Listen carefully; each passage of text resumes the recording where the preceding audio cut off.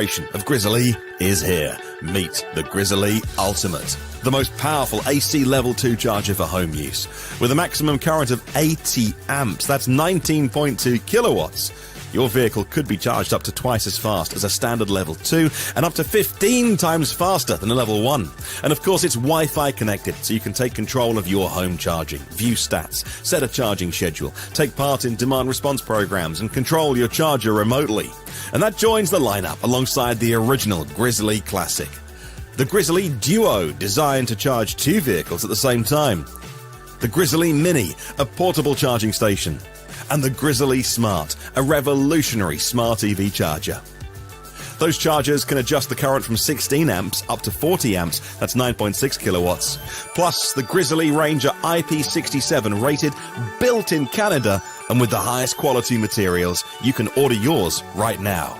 Go to unitedchargers.com, that's unitedchargers.com. Hello and welcome to the Batteries Included podcast.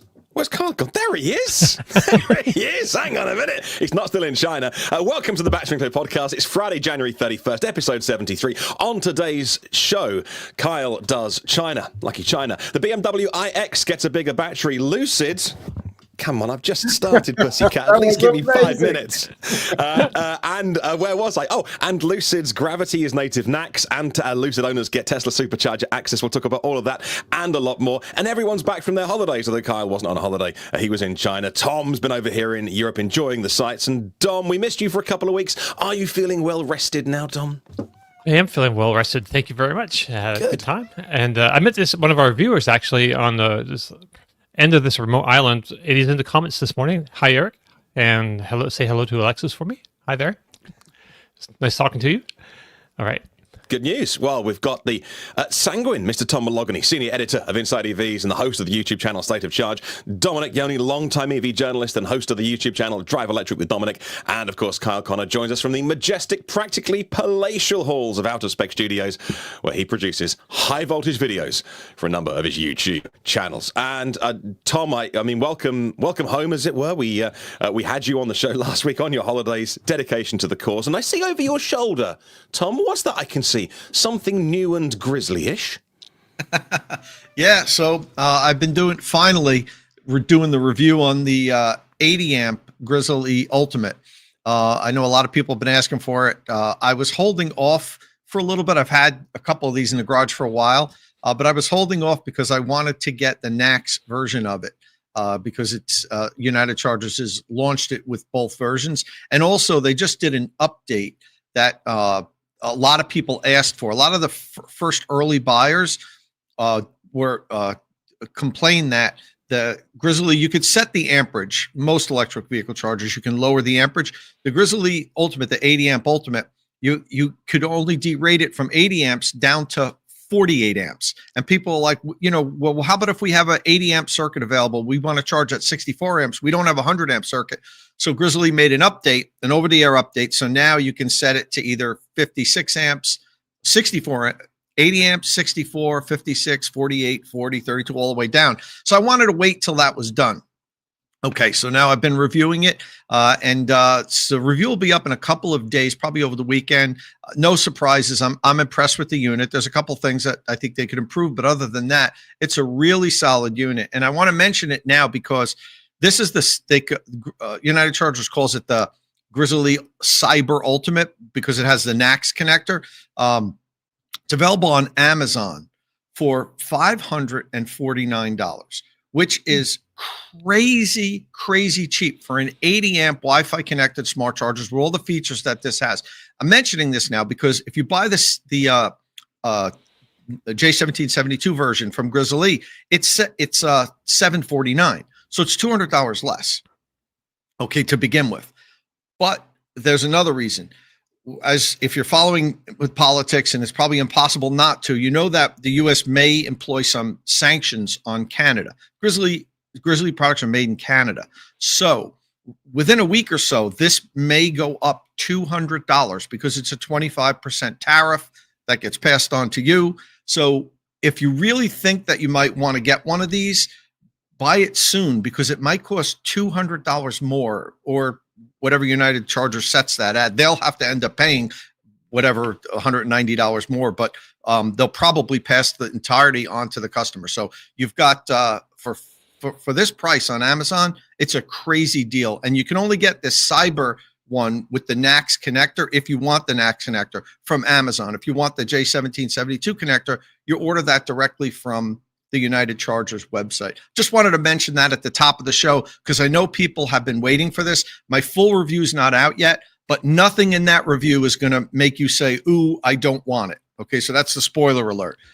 Got a very high score, did everything the way I expected it to. It's a really solid unit. And for comparison, you can't buy another 80 amp charger for under $1,000. You can get this thing for like $549 now, or $549 or $579. I forget what the price is on Amazon, but it's under $600.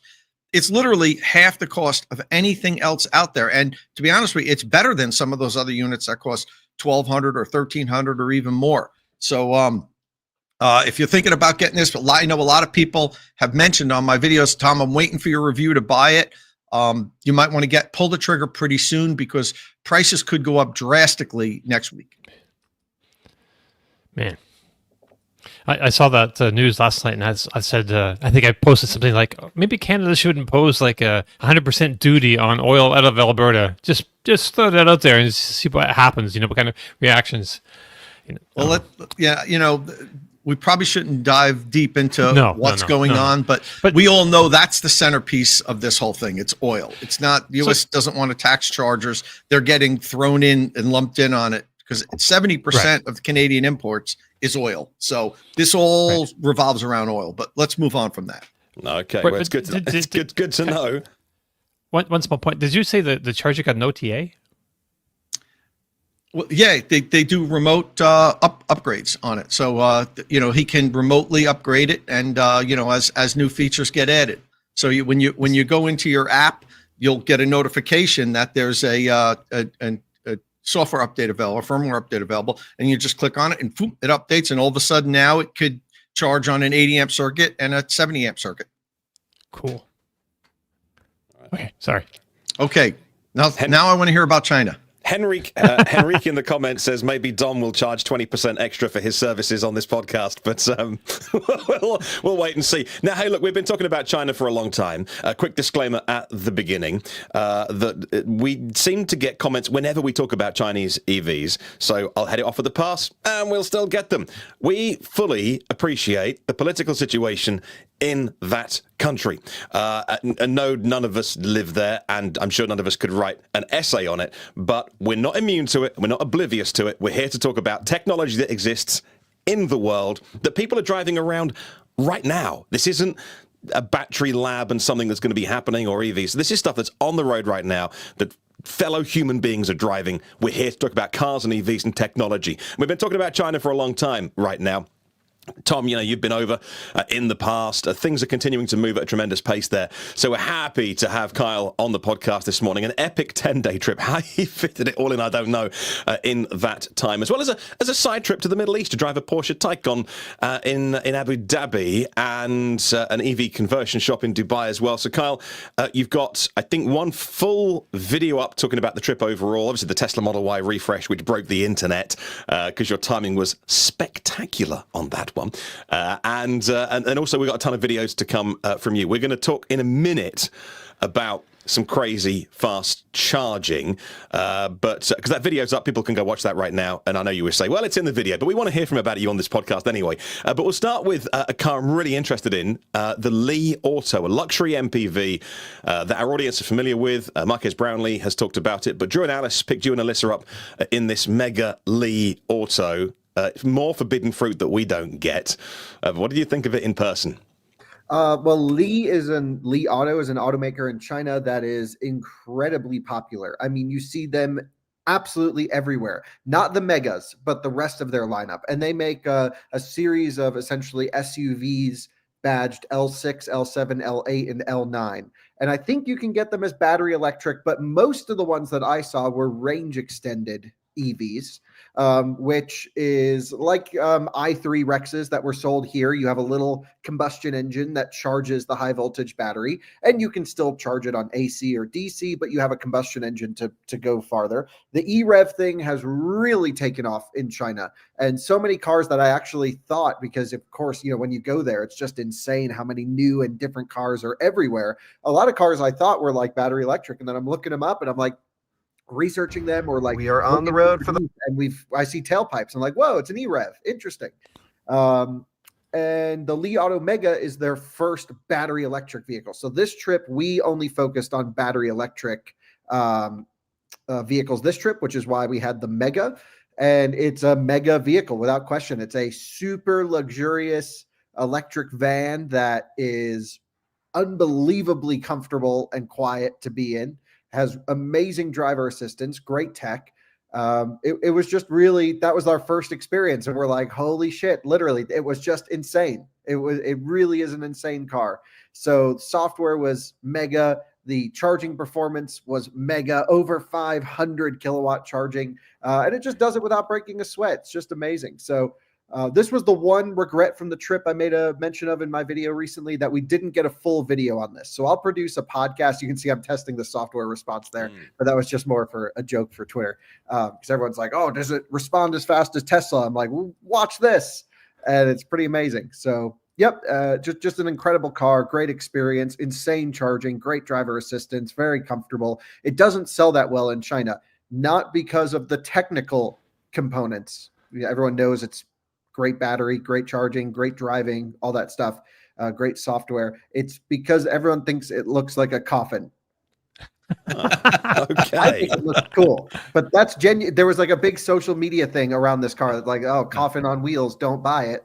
And so that really actually resonated with the people, and they don't really buy them. You see like one or two a day. That's a shame. Wow. They look pretty cool. I mean, I like it. this like light signature at night. The big bar across the front looks like a robot of some kind. I don't know. Yeah, it's got this big unibrow thing going on. I don't know. I love it. I think it's just so cool looking. Yeah, and it moves people around in comfort. And what's wrong with the people say it's a minivan, or the new Lucid Gravity looks like a minivan? Yeah, a minivan is great. If I want to go on a track, I'll go get a McLaren. I want to move people around in comfort. And that thing looks crazy comfortable. Like the seats in the back are just like first-class airline seats. And that's very common. Almost all of the vans are like that. So vans are incredibly popular in China, way more than here. You have the traditional vans, which are honestly like 95% Buick GL8s, which they're not sold in the US, but it's just like this Buick van. And it's probably the same chassis from 1994 to today. We rode in one for an Uber once. I was like, wow, this thing's a piece of shit. It's really bad, but they're everywhere. But then you've got this new crazy electric van thing. And this commenter also, yes, the Li Mega is kind of the top expensive ones, like that, and EM90 are kind of right up there. Zeekr 009s are really nice as well, but then you can come down in price and you can go Zeekr Mix, or you could go Xpeng X9, and there's these other incredible, really nice electric vans with like the first class seating, and we have videos coming on those soon. I think we could talk a little bit about the X line coming up, but is just as nice as the Li Mega? Is another one of these big vans? Say that one more time, Dom. Sorry. The Xiaopeng X9, was that just as nice as the Li Mega, kind of in that same kind of stratosphere as like that and the Zeekr 009? And yeah, the Xpeng's a little bit less expensive, and you do feel that. Okay. But it also has rear steer, which the other ones don't have. So and good driver assistance, and so it does trade off. The Xpeng, honestly, the best way I can describe it to you, it's like it feels like a Kia on the inside. I mean, like an EV9 materials and steering wheel, and it's not Kia stuff, but it's as close as you could get to like EV9 interior. Well, that's where they position themselves as like a value brand in China. Xpeng. That's when I went over and I visited their factories twice and met all different level managers and everything, and that was like their mantra. Like we're like the everyday person's car. We're going to make affordable vehicles. We're not trying to, because back then it was really Neo and Xpeng were like the two big companies. Now a whole bunch of companies have come up, like the two big electric vehicle startups. and they reiterated how we're not trying to be Neo. Neo is a market segment above us. We're trying to make affordable transportation. So it doesn't surprise me that you said that it feels like, sort of Kia level. Yeah, and I don't mean that in a bad way. The price reflects it. It's significantly less expensive than its competition. And I think for 95% of people who don't care about the last nitty-gritty of chassis tuning and all the driving stuff and just need like a van that's very nice and comfortable, the X9 really does work. The EM90s I think look the best. Those things are so cool. And what's crazy is they are so much more money than the sister car, the Zeekr 009. And it makes no sense to me because it's the same thing. It's like it was like 70% more expensive, almost double. It really didn't make any sense. And I'm not sure if we were getting the right numbers or not. I'm going to check everything before the video goes up. But we did a video where we compared 009 and EM90, just going like car. We did a video where we went car shopping in China and went to a bunch of showrooms. And the Zeekr and Volvo are right next to each other. And the Zeekr guys are like, why would you buy that when this is half the price? Wow. Maybe it's the Volvo brand. I know a lot of the Western brands for a long time have sort of subsided on their brand. And that's where a lot of the German brands are struggling, because there's been a cultural shift in China where all of a sudden, if you drive a Mercedes, BMW, etc., you're driving your parents' generation car. And now younger people want to drive a domestic car that's full of technology. And some of that shine has gone off the brand. So maybe it's the Volvo brand thing. I don't know. Look forward to that video. A couple of things I'd like to know before I talk about the next brand that you were driving. How do you get a driving license in China? What do you have to do? Did you have to apply specially as like a car reviewer, or can anyone just go and get a hire car and get a driving license? Yeah, I mean, you have to go to like a police station and you need like this official document that's like a translated version of your American license. But it's technically just a 3-month permit. And so every time I go, it's an unlimited amount of 3-month permits. So there's no test, written or driving. It's just, okay, you have your US license translated to Chinese. They hand you, I probably have it somewhere, your official Chinese driving permit. And I probably called it license in a few videos. Doesn't make too much of a difference. And then you're good to go and you're good to drive. No restrictions. What do the Chinese make of a crazy American YouTuber coming over and filming all their cars? We didn't really want to make a big deal of that, Martin. We didn't really tell people we were there to film their cars. We're of course we had all the proper visas and everything all sorted, but I don't know. I just felt like I didn't want to be like, oh, we're media, we're here to film your stuff. And so we're just like, we're tourists and we're experiencing your country through your cars. Like we're car enthusiasts and we're just checking them out. Of course, that's like if we got stopped by the police for something, it's like, we didn't want to be like, oh, we're journalists, and then this turns into a big thing. So we're just here to see China and see the cars. And some people go to places to see mountains and film that. We went to go see cars and filmed that. Yeah, I spoke to Kyle right before he left. Sorry, Martin. We were talking about the permit because he knows I had gotten my provisional driver's license there in the past. And I was concerned, and I did tell Kyle, behave, because it's not like the U.S. They won't laugh and slap you on the wrist. Like, I don't want you ripping down the highway at 140 miles an hour or something like that. I was genuinely concerned that Kyle was going to get in trouble there. And I gave him a little speech before he left. No, it honestly seemed fine. Like, we really had. It seems fine. Yeah. It seems great, but they're watching, and the one time I'm walking down the street, everything's normal. All of a sudden, I start taking pictures and video of this like kind of sketchy area. They came out of nowhere with automatic weapons, and they said, "Erase that video." And I'm like, "Okay, erase here." Yes. Okay. Yes, I will. You can go. I'll show you doing it. This is me doing it right now. I'm not here to defend them in any way. I can only speak to my experience, and everyone has already made up their mind on what they think about China. There are cameras everywhere, but I will say there was only one time through the whole trip that I felt like, oh, this could go bad. And it was when we were driving through the middle of the night in a Neo ET7 to Beijing. We did Shanghai to Beijing in one day. We were on a tight schedule, obviously. And so I was like, we just got to get this video in. Let's just get there, film it, whatever. We get to the toll station going into Beijing, and we get, we stopped at the booth. They call someone, they come over, they take all of our documents, They pull us out of the car. We go into a police station. They don't speak any English. We don't speak Chinese. You know, and then here we are, 3 Americans and a Neo, basically with like no way to communicate with each other at like 3 a.m. And they're like, what is going on here? And we're like, can we go? And they're like, no. But Wow. thankfully, we had some friends nearby that also worked for Neo. They came. It took a long time, but we finally got whatever they were freaked out, and then we left, no issues, hopefully. Amazing. But I just was like, we got to get back to Shanghai.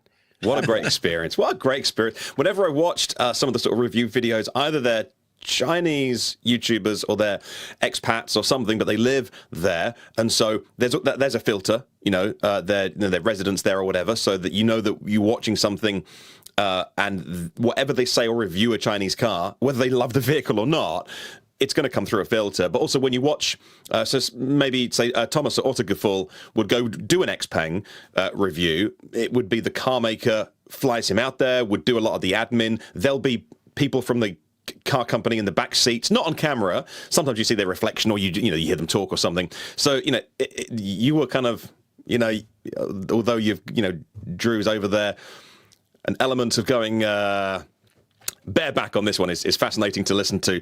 Neo's a big. You've driven Neos, you've battery swapped Neos here in Europe, I think anyway. What's it like driving a Neo in China and battery swapping over there? Because we have it. I see it in the comments section, not necessarily on our videos, but if I watch a battery swapping video, I think Inside EVs did one recently, and the comments are sometimes feature people saying, no, battery swapping will never work. I don't believe in it. Well, that's nice, Buttercup. You don't need to believe in it or not. Neo do 100,000 of these a day, and they have done for like 5 consecutive days. So you don't need to believe in battery swapping or not. The Chinese are doing it, and it's massive. And Neo have superchargers and things like that, as well as battery swapping. What was the Neo experience like, Kyle? Yeah, we'll talk about that, but I think there's also just some general questions about the trip that I've seen in the comments, like why'd we go there, sort of like reversing out a little bit, which is what we've talked about Chinese cars for a lot on this show, and they've been fascinating, but they've always seemed not so tangible because we don't get to see them or experience them. So we're talking about stuff that we don't understand, that because we don't see them on the roads, it's hard for us to get emotionally invested in that vehicle or driving experience or whatever. And the difference here for me was I felt the same way as our viewers, where it's like, oh, cool that car can do 600 kilowatt charging or whatever it is. I don't experience it. I don't feel it. I don't care about it. I wanted to go there and see what was going on. And I wanted to do it, like Martin mentioned, differently than anyone has done it before from the US.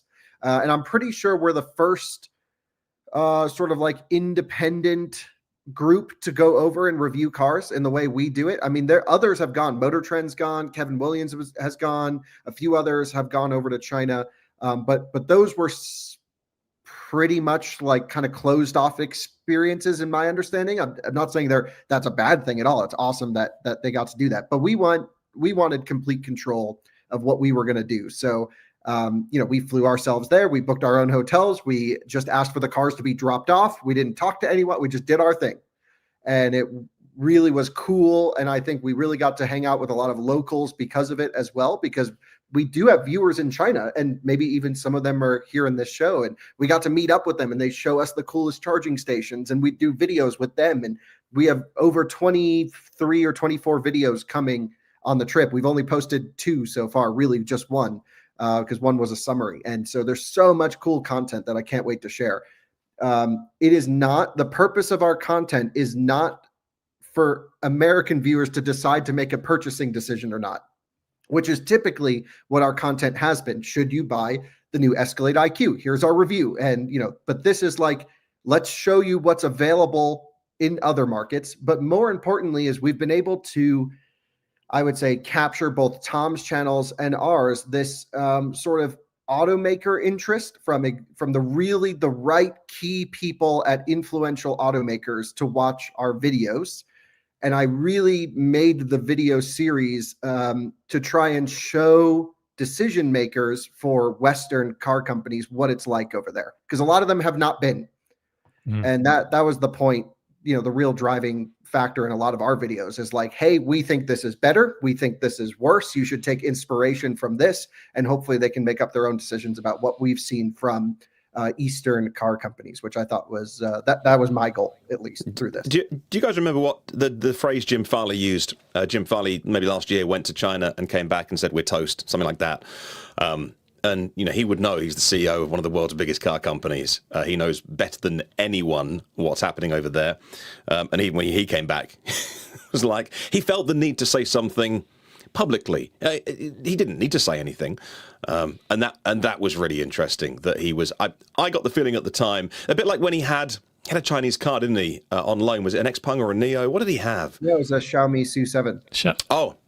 Right. He didn't need to say anything about that, but he's like, I don't want to give it back. And I felt that, in a way, almost lighting a fire underneath some of the people in the industry to be like banging the drum a bit. Like, you need to pay attention. So CEOs are very careful with their words. So yeah, it's real and it's happening. We just can't buy these vehicles, but it's not pie in the sky stuff. It's not sci-fi. It's real world and out there. Anyway, so yes, Neo, yeah. Well, we've had this conversation where, okay, the cars will never come, but I don't agree with that, because what's stopping a Chinese automaker from building a car in Belgium and shipping it here? That's Volvo EX30. We're getting that. So it's already happening. Geely's building, a Chinese car company under Volvo is building the EX30, which is based on SEA, which is a Chinese platform in Belgium, and it's coming here. So there are paths to get the cars here without crazy tariffs. So, maybe it extends the timeline a little bit. Honestly, some of these cars with 100% tariffs still would be competitive. That's the other thing. That's the crazy thing. We Dom, can't keep them out. Can you bring up, Dom, if you got your screen share working, Dom, can you bring up Leap Motor's T03? So Leap Motor and Stellantis have a joint venture here in Europe. Stellantis own 51% of it. It's not a Chinese company, but the T03 is a Chinese car. Stellantis are building it in, I think, Poland at the moment, but that may have to move because in the recent round of EU tariffs, I think Poland was a country that voted for, and China may have used some of their influence to suggest that is perhaps built in Germany, a country that is that voted against EU tariffs against Chinese companies, which is the way these things work. This is £15,000 here in the UK, and that's with 20% of our sales tax called VAT on top of it already. So that's the price out the door. £15,000 is £199 a month with nothing down, and yeah, it's a small compact car. As Kyle says, this is a Chinese car, but it's built in a European factory. I think where there was excess production because of lower sales of maybe I want to say something like the Fiat 500. And so this is a Chinese car. And I can go and buy this I have one in the dealership near me. And it's $199 a month. And it's actually fine. For what it is, it's great. And the battery's like 40 kilowatt hours. And if you need safe, reliable transport, these cars are here right now. And there's ways of doing it. Like, that's, in the eyes of the regulators now, not a US made car. Sorry, not a Chinese made car. So that's one example. These are popular in China, by the way. I saw them all over the place. Really? These and the Wuling Bingo that we reviewed, those are popular, especially in like the B tier cities where a lot of people don't have as much money as the Shanghai, Hangzhou stuff. You do see a lot of these small urban commuters around there. I think they also make this one, Leap Motor, make the C10. That might be a big SUV, a bit more expensive, but yeah, but that also is range extended. You can get battery electric or range extended in the big one.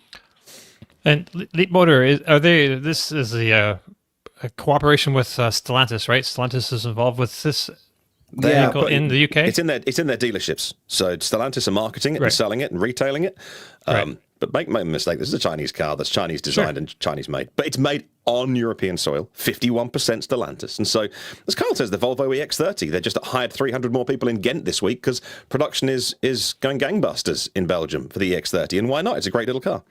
Nice. So what's crazy to me is Stellantis has Leap technology, no question, because they're heavily invested. And the C10's amazing. And then you look at what Stellantis is producing here for electric cars and go, how is this such a major disconnect from what they're producing in China? I mean, they know each other. Just work together. It's not hard. I don't get it. Yeah. Look, I can see the comments already talking about labor conditions in China. We get it. This is not what this podcast's about. We're here to about cars and the technology. We're not immune to that. We read books. Like, we watch the news. I have an Economist subscription. You guys do. I don't. But come on, I live in my bubble. Come on, we're not immune to this, and I want to make sure that we're clear on that. But we're here to about cars and technology, and this is real Chinese people. Nothing to do with that. Just going out and buying a car like you and I would. Just regular human beings, fellow human beings on this planet, buying a car that is different to what you and I can go buy. Where did we leave you? Oh, Neo ES6. Yeah. One last point we should make, Martin, is the pricing of Chinese cars. Just the last major takeaway, which is when you go through these car showrooms, when you look up cars online, genuinely, they are so inexpensive there. Like a really nice Chinese car is like 40 grand. That's like a really nice Chinese electric car. And, of course, by the time they're built in other countries, they won't have that crazy supply chain. They're going to get more money, but they're actually worth more than the price tags would suggest. It's highly competitive in China to sell these cars. I would say we are highly uncompetitive in the Western world. And it really, they could sell many of their vehicles at higher prices and still be fine. That's not to say that all of the Chinese cars would almost consider to be poor drivers with amazing technology. So they do things better than us in terms of software integration, app, charging, no question, the technology side. But the core chassis handling, dynamics, brake pedal feel, throttle mapping, just getting the car to rotate in corners and give you this really amazing driving experience. Only the Xiaomi SU7 was able to do that for me, and it wasn't totally all the way there. Do you think that's... Yeah, it's partly to do with the speed at which these cars come to market. Because I see that Polestar put a YouTube video about they were sort of doing some downhill mountain brake calibration stuff, and I thought, it's for the Polestar 5, so it's got to be right, engineered in the UK, and that car may be another year away, whereas China's been able to compress a 4 or 5 year program cycle to maybe 18 months or 2 years, and so something has to give. And so by the sounds of it, it could be like 6 months going out and, regen calibration or, tuning and things like that. That means the car is not a driver's car, but they can load technology in easily because you can buy those bits in. Does that sound about right? Yeah. So you drive the cars and you can clearly tell they were all developed in simulation. They were tested to make sure that it's not like a dangerous, weird, maybe some of them in crazy situations would be, but you don't get the sense where you're like, oh my God, it's not tuned, I'm going to crash. You just go, wow, no one who knows how to drive went through and did final bushing calibration and really just set the correct tire to match the car. And very few cars are actually on OE optimized tires, which is something like the Germans spend 5 years making the correct tire for a 911 and then build the car around that tire. Like that, they model it in a computer, make sure it drives somewhat reasonably decent, and then ship it. And for 99% of people, this is not a problem. This is just for the Western automakers, which I value very heavily, want to make a incredibly finely tuned piece of machinery to go down the road that fits their brand ethos, that fits what they believe a car should do at the limit in certain situations with ESP tuning. And the Chinese just don't seem to value that at all, which, most people don't either. So it's fine, I guess. I think we're shifting, and I know the people like Kyle and the people that love to drive, and I love to drive too, but I think the industry is shifting from the driving experience to the user experience. I think that's where we're going to go in the next 20 years or so, especially as vehicles become more autonomously capable of driving themselves, with that connection that the driver has to the road, that road feel, the driving experience. I really think that's going away. I know that's going to disappoint a lot of people, but as Kyle said before, the vast majority of people don't care about that. They view a vehicle as something to get them from point A to point B. They don't, Kyle's, motto is, a car should make you smile. You know what I mean? And that's great. But I think we're moving away from that. And, a lot of people are going to say, unfortunately, and I think China is focusing on the whole digital experience of a vehicle, which is what younger generations want. Kids are born with a cell phone in their hand now, where, that just wasn't the case in my generation, I didn't get a cell phone till I was 25 or something like that. So it's unfortunate, I think, for some, but that doesn't mean that it's not going to happen. I do believe that's the direction that the industry is going in. I think the cars are going to slowly lose their soul and just become a digital experience. And I think Kyle felt that they didn't put that emphasis on the connection to the road and the driving experience. Yeah, absolutely. I mean, I think a lot of it, someone made a good point. A lot of it comes from not having the traditional journalist car reviewing base doing driving comparison testing, which is very common, especially in the UK, but in Europe and somewhat in the US. And I think my view is as long as Porsche keeps selling a manual GT3, I'm happy, and we can make everything else just comfortable couches on wheels. Timothy says, Kyle's got it. Go ahead, Dom. I was just going to say this is a great place where the automakers in the West can actually compete and use that aspect of developing a car to their advantage, in marketing and other materials, because they like a lot of this technology, they can license that from Chinese, or they hopefully would at some point be able to license that from Chinese companies and build the factories here with the battery minerals properly sourced and all that, to take advantage of whatever incentives are in place. So I think this is a way of looking at the whole, global auto industry, and not, just relenting or giving into, Chinese automakers and saying, oh, we're all doomed, we're all going to fail. We do have some qualities to our automakers have, a heritage of building vehicles that, that we enjoy driving. The driving dynamics are, super important to a significant amount of the buying public. Yeah, I would say probably 10%, Dom. And I think that is at least significant enough to keep some automakers around just for the thrill of driving, just for the quality of driving experience. But there is a but to all of this, which I hadn't mentioned yet. Chinese automakers are starting to take note. And I'm not talking about from a performance driving standpoint. We're not seeing, new manual transmission fun enthusiast cars come from them. But the first car that really woke me up to say, wow, China might actually, because they've nailed the tech, they might also be nailing the chassis tuning, driving dynamic side, is NIO ET9. Now, this is a big asterisk. I have not driven this car. But I was able to speak to people who were involved with it and got to learn about how they developed this car. And, for the first time, we're starting to see Chinese invest in chassis tech. So we've seen air suspension from them before, off the shelf from suppliers. We've seen basic stuff. This was a totally in-house developed, fully dynamic hydraulic damper system, similar to Porsche Active Ride, where there's 4 individual motors that run off the high voltage battery pack that can adjust damping forces at each individual corner. And they can do it with more power than Porsche and 10 times faster response than Porsche.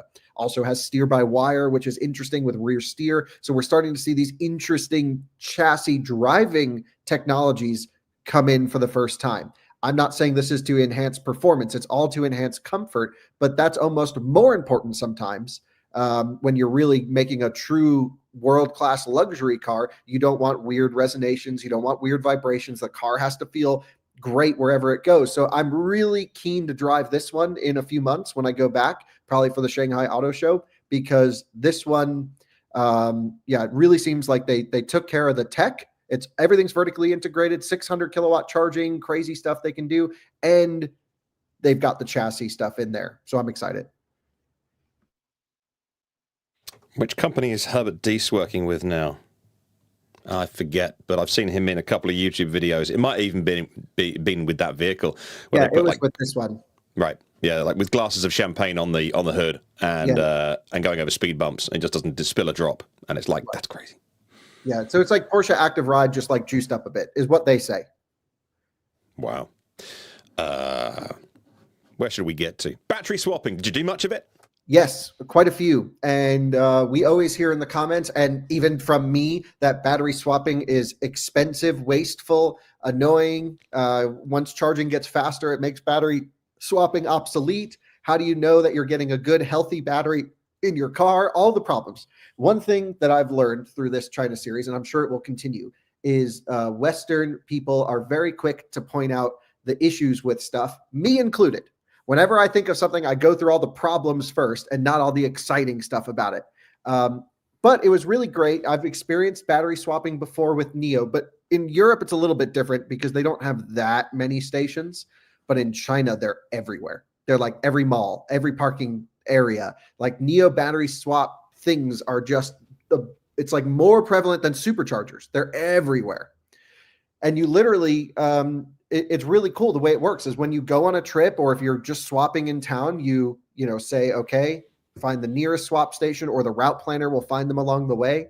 It reserves the battery pack that's in the unit for you. And sometimes you'll see it like on a trip, it'll reserve a battery that's at like 30% state of charge. And you go, wait, I need one that's full. But it's timed perfectly that by the time you get there, it's charged up.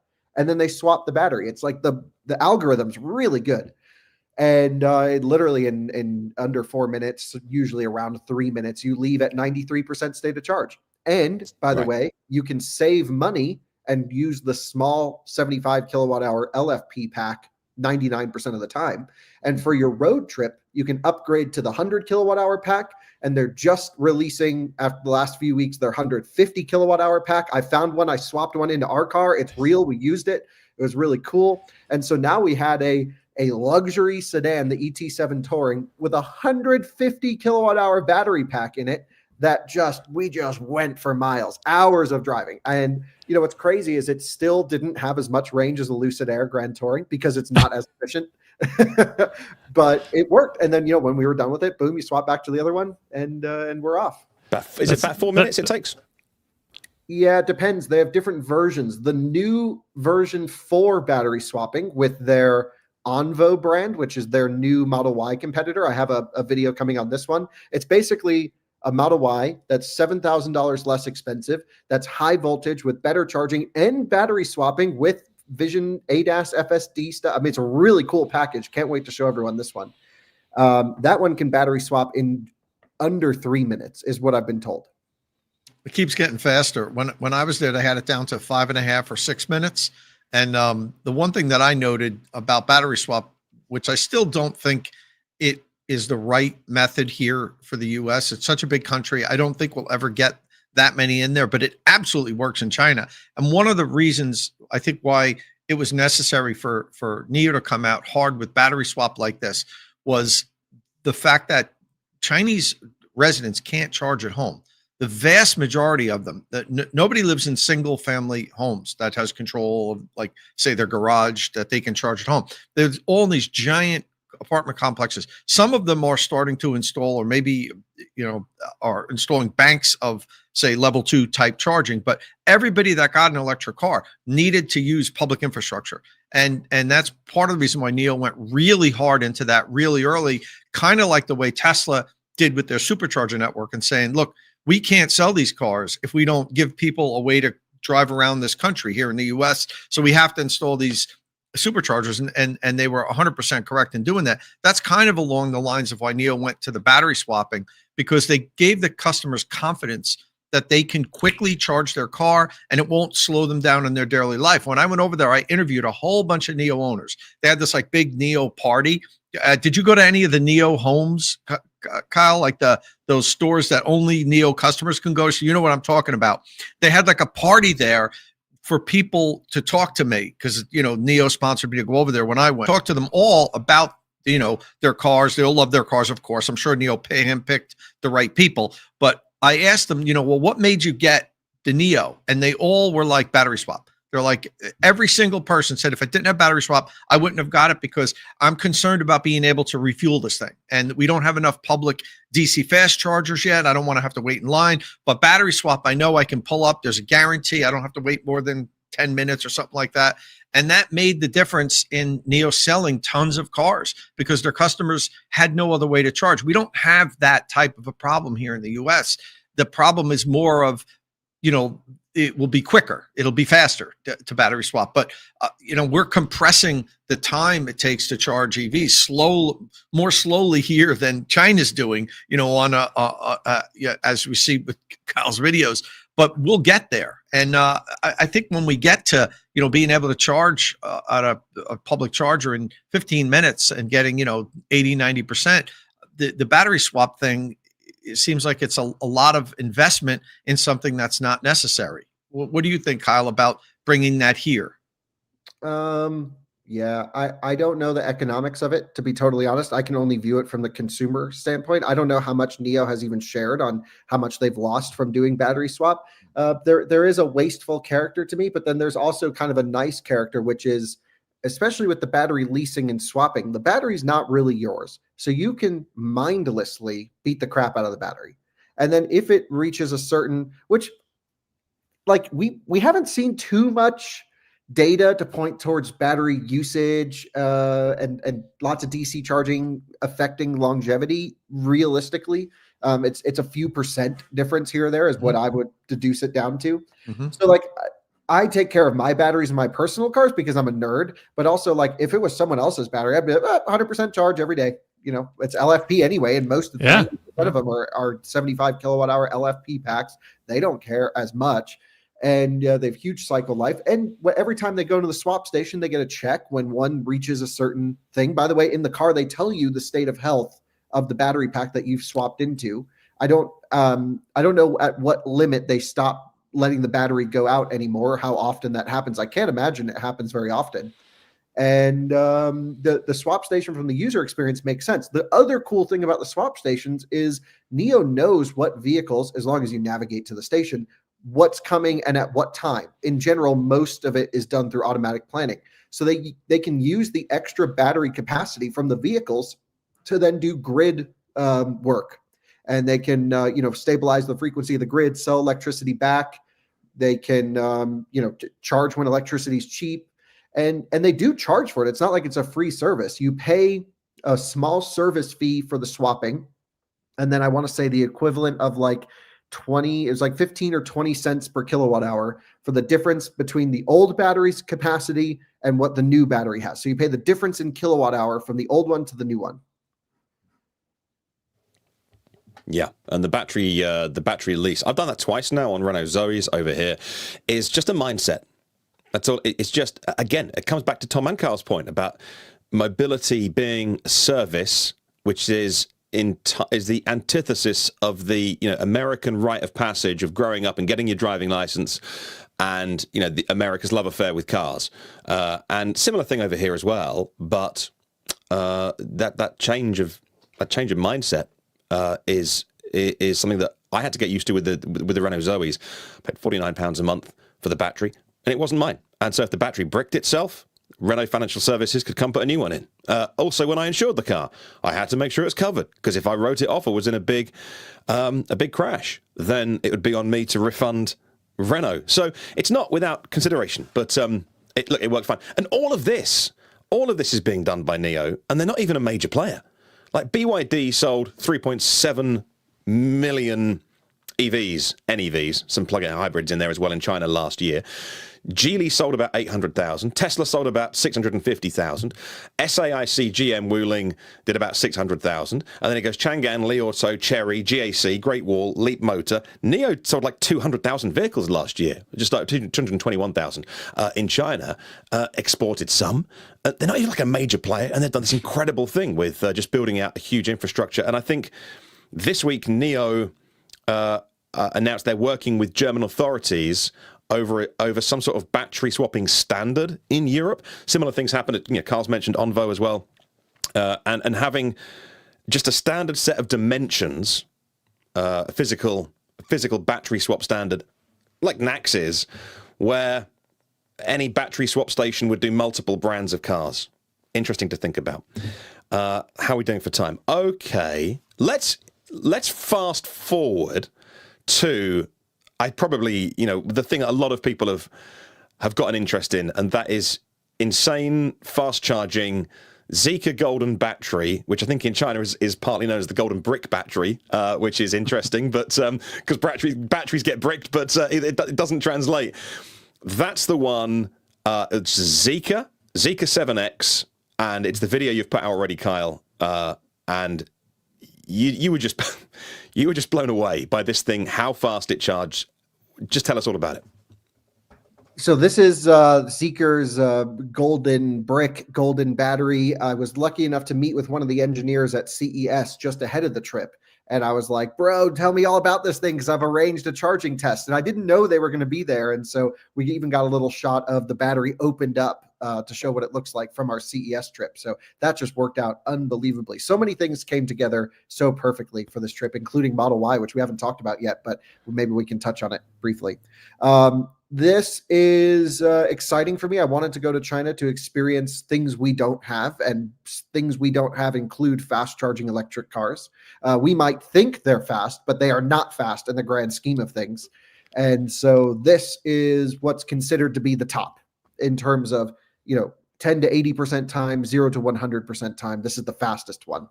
And it went, it's an LFP chemistry. They call it pure LFP. I honestly don't know. I'm trying to arrange a meeting, a visit next trip. I don't know, with more of the engineering team, because the biggest question we get from all of this from everyone is, well, aren't you just frying the battery?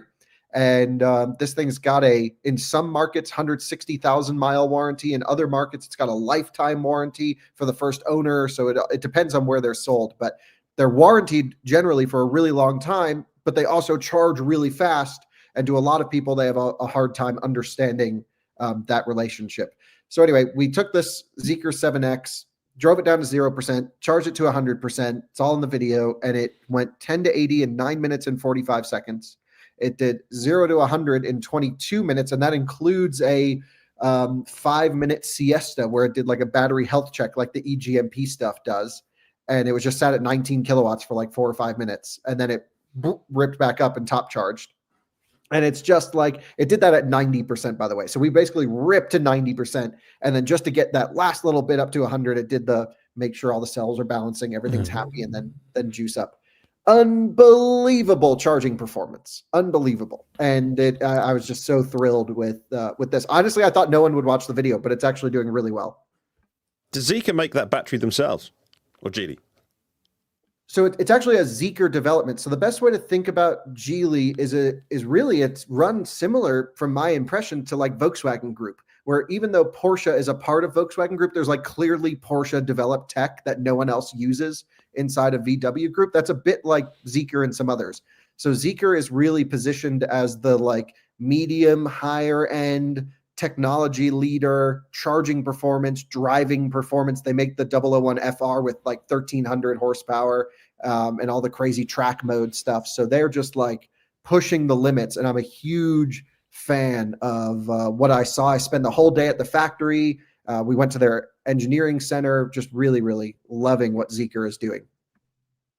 So you mentioned some of the comments just mentioned you should send this to Rivian and Tesla. You mentioned actually this part at CES.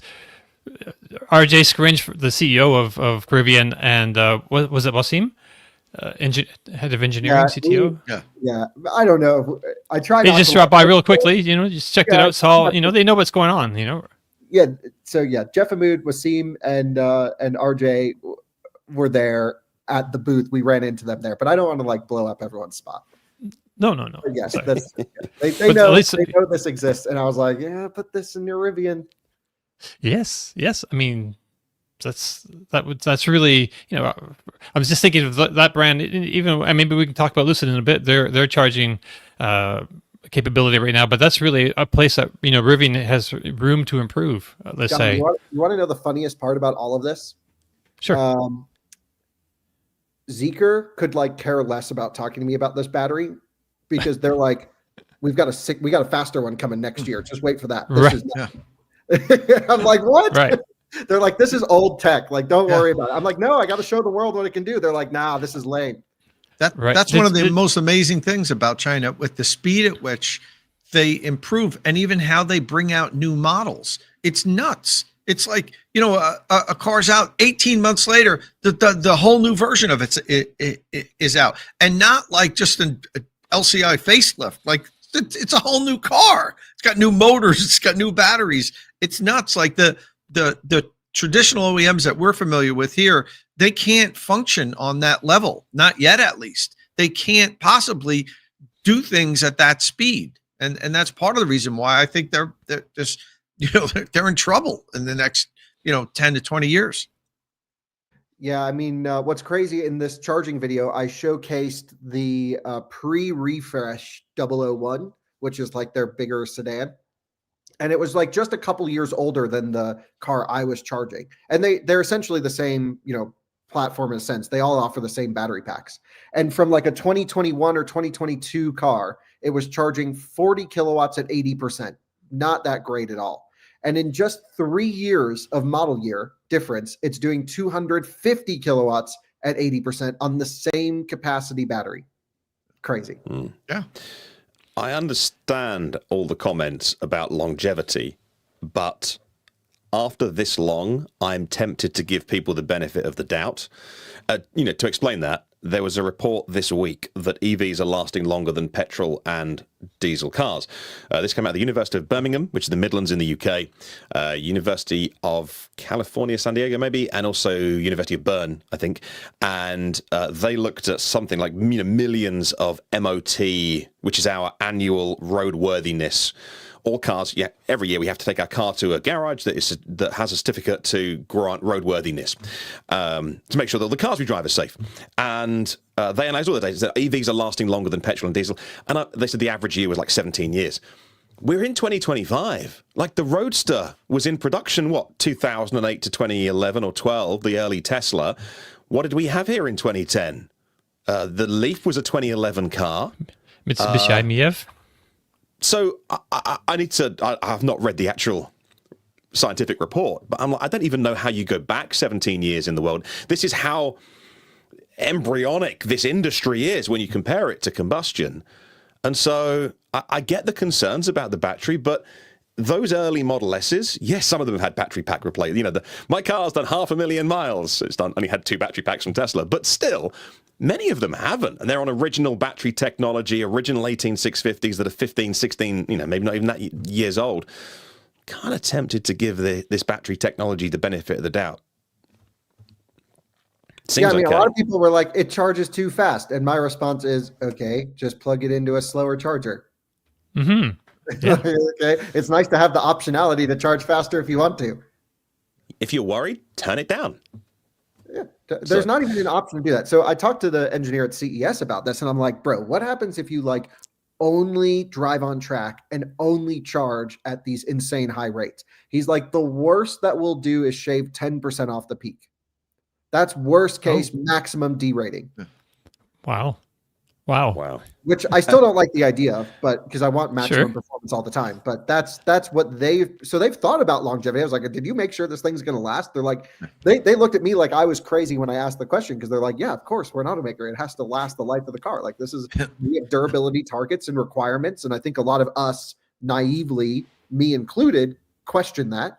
And I think it's important for us to question that. I also think it's important for the automakers to give us a proper engineering technical analysis as to their durability test requirements and the cycles they've put the battery through. That's what I've reached out yesterday to Geely about. And they said, okay, we'll arrange something. We'll open the doors. We'll show you what's up. So I said, okay, that's great. Because they see the comments too. They're like, oh, damn, everyone's worried. I'm like, yes, this is why I asked you a million times. They didn't really, when we went to China, the people there didn't really 100% know what we were trying to do.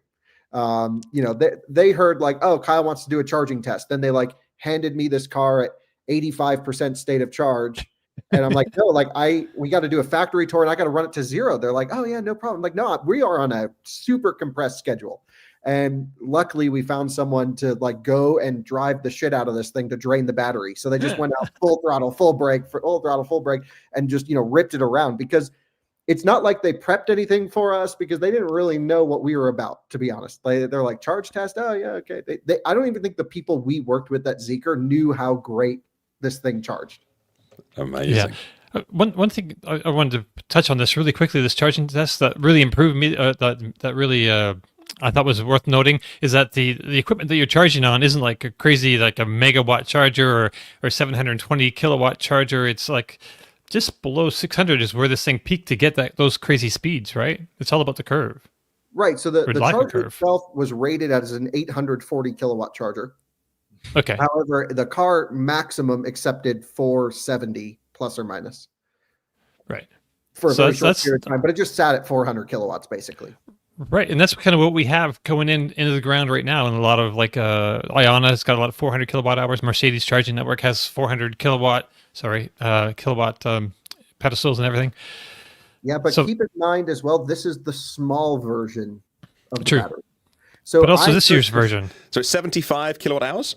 Yeah, and they offer a 100 kilowatt hour pack that will do 550 kilowatts or so peak. That's what I was asking. Like, I was like, guys, we're coming here specifically to film this. Then they gave us a car and they're like, oh yeah, it's got the right battery. And then I dug into it. I'm like, this doesn't have the right battery. So they had to pull this car last minute. And like I said, the people we were working with, they were great people. They just weren't technical people. They were like, PR people from over there. They're like, I don't know. We just deal with Chinese TikTokers who show the software. They're like, who's this guy? So, so I had to like really, I try to be so chill whenever I work with every automaker. But this time I was like, no, we flew all the way here. We just need to find a way to get this car at 0%. Can someone go drive it around? And they finally woke up a little bit. But that's why we pulled this car from engineering, because they prepped us, or they got us the Zeekr Mix with what I was told was the fast charging battery. What it turned out to be is the Zeekr Mix had the big battery in it, the NMC pack, which is also impressive charging. It's like 4 point something C. It's like over 400 kilowatt charging. But I was like, no, we got to charge this battery. It's the whole reason we came here. So yeah, it was just an interesting backstory to the video. It plays no relevance on it, but that's why we ended up with this car and some of the negotiations we had to do to like basically beg and get them to understand that we want to charge the LFP battery. Yep. And so this is a Tesla Model Y rival in China? Not the one Zeekr we're Mix? looking at here. This is just a van. Oh, no, I didn't see the van that was on screen. Sorry. Yeah. But the The other one, 7X that charges really quickly, that's It's a Model Y competitor? I don't think so. I think it's more like Audi Q5 equivalent. It's like a little bit nicer, a little bit bigger. I mean, it's squared off. Maybe like in terms of interior dimensions, I'm sure it's close to Model Y, but it feels a little bit more traditionally shaped and with a longer hood. And I would say like the closest thing I could come up with that we would understand. It's like, imagine if they made an electric Audi Q5 size. Nice. So I guess similar to a Model Y. It's cheaper than a Model Y, actually. Crazy to think about. Wow. Wow. We heard the news from Tesla this week that it was the Chinese team that looked after the exterior redesign and the US team that looked after improvements to things like the ADAS and autonomy and things like that. So if you'd had that guess, you weren't wrong on that, because many people have said the newly designed Tesla Model Y has some Chinese influence. Well, it seems like the Chinese Shanghai design team looked after that exterior redesign. We do really want to hear about that, because that was an incredible video that dropped at the same time as all the other official videos. Car Wows with Matt Watson was like 9 or 10 minutes long. That was done, I recognize, with the UK Tesla team. That was done inside a Tesla building. Autoggood Fools was inside a Tesla building in I think actually in a service center, because they had some ramps in the background in Germany. Yours was, of course, nice and long and detailed. How did that all transpire? Because you were flying out within hours and the Tesla Shanghai team just did you such a massive solid. How did that all work out? So we knew going to China that the new Model Y was launching in China, because that had already been announced. We didn't know the plans for rest of world or anything like that. And because I actually reached out to the supercharging team here in the US, I said, hey, are there any cool supercharging sites we should visit in China? And they're like, oh, we'll connect you with the Chinese people over there. They'll let you know what are the coolest sites.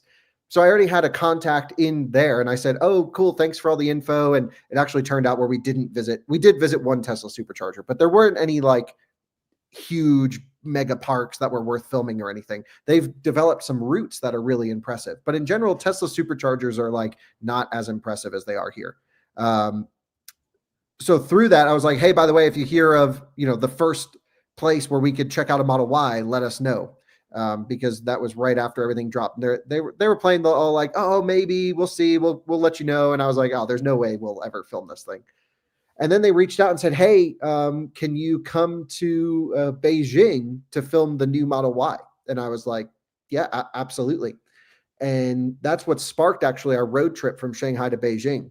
But on the way, they were saying, "Oh, we couldn't get the car to Beijing. Sorry, not possible." Oh And I no. was like, "Oh, well, at least we're doing a cool road trip." And we went to the zoo, and it was fun. So like, it was it all worked into the rest of the content. I already had that time scheduled for a road trip, so we did the road trip, and then we took the high speed train back. And then they said, "Hey, we're actually there's an official like sort of last minute thing where we can get you a 1 hour slot with the new Model Y in Shanghai." And it just so happened that it was they asked for me to do it the next day that we did, but that was the day we were flying out, and they actually would have let me driven it that day. So that was a driving opportunity on a closed course, but we could have felt the new suspension and everything. And I was like, guys, I'm so sorry, but we're leaving. Our flights are booked. Our trip is planned. We have to stick to the schedule, which is very unlike us. But when you're traveling to these international places with other things going, we had to stick with what we were doing. And I said, "Is there any way we can come early?" And they said, "Yeah, we have like a social media wave, if you will, of like TikTokers or whatever, the Douyin or what do they call them over there, but not, Red Note people, all the short form content." And I said, "Yeah." They said, "We can get you the last slot." I'm like, "That's perfect." And they say, "You'll have 1 hour." And that's what we did. We showed up. It was literally hours before our flight, which was at like 1 or 2 in the morning this night. And we had a 1 hour time slot, and I think we made like a 1 hour video. So it was literally see the cars for the first time, cameras on, go.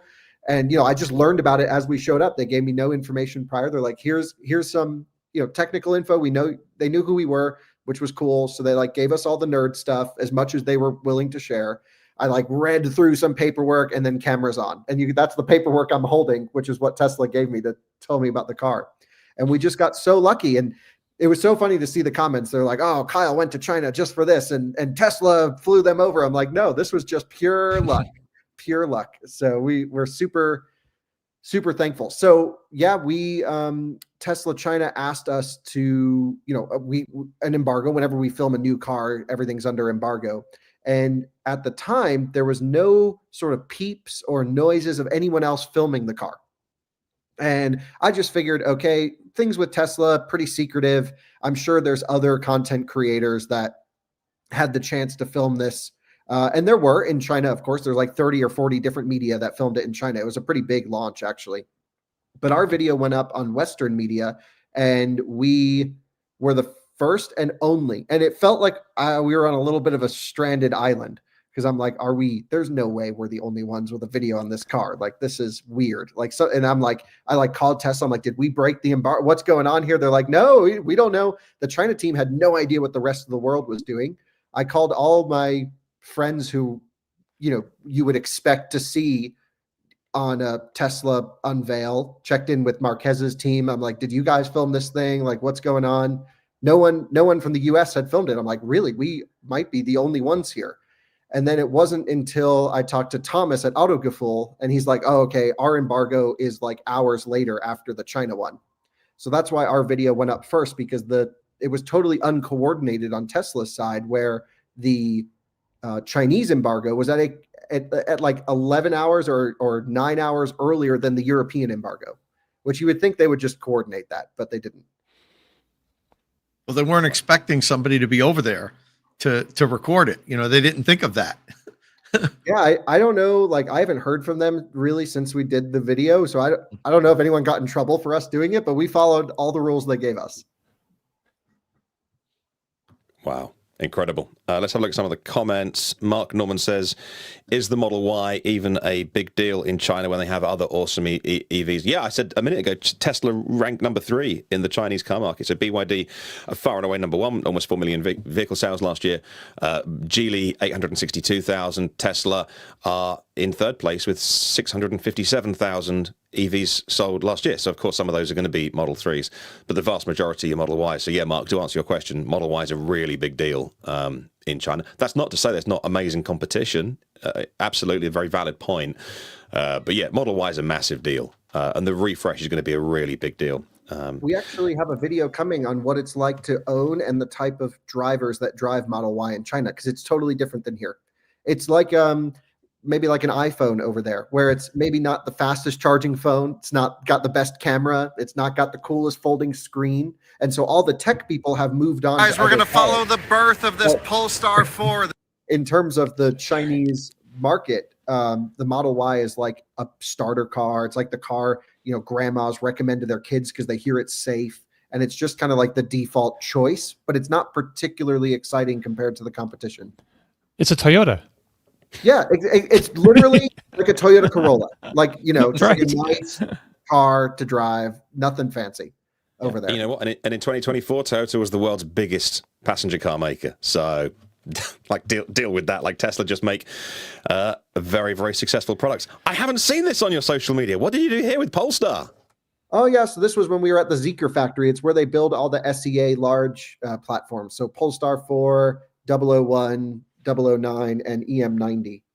And maybe I'm missing one. But Polestar 4 is the only car that like our viewers would recognize. So we filmed this clip because this is actually being sold in the US. And this goes right off the production line across that stuff into like quality control basically. Yeah, that's is it rattling? I don't know what they're doing, but it's just like wake up and just smash it, and then that's it. That's how they all start life. Fair enough. Amazing. Right. I think maybe the guy behind the wheel can actually hear any rattles, or maybe it's something like that. I don't know.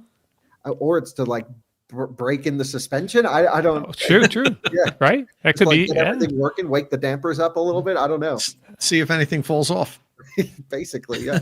Wow. Yeah. That's very cool. So of all these cars, Kyle, what did you like the best? Zeekr Mix was my favorite. Okay. And let me pop a picture of that up here. Here's it with the doors open.